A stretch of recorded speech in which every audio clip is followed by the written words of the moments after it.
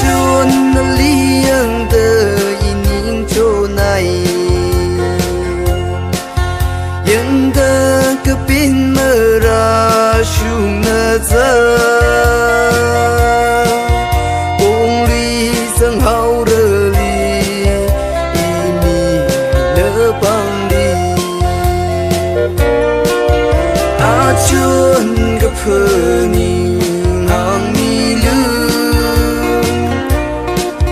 hàng phật không ai truy chi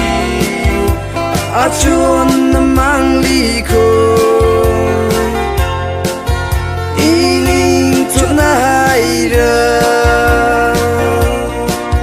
nơ ni chú khơ mơ chư ia in cơ châu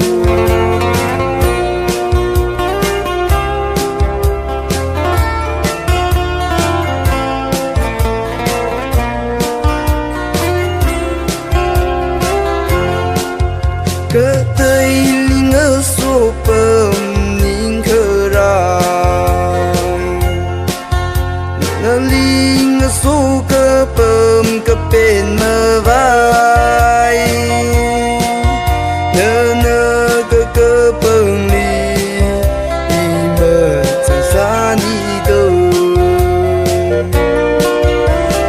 chuan gặp hờ ni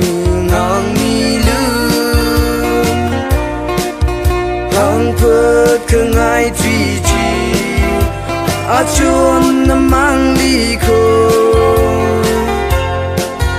in chỗ này ra nơ ly chú khơ mơ chư ia in cơ châu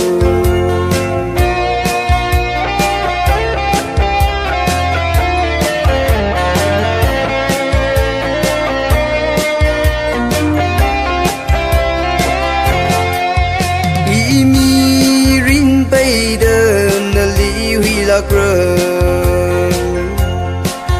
nào đơm mis nào chín chín chok lơ lơ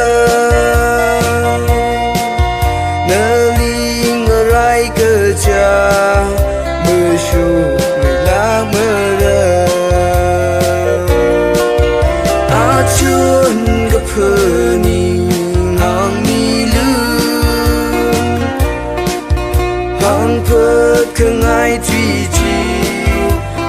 chuan mang ly khôi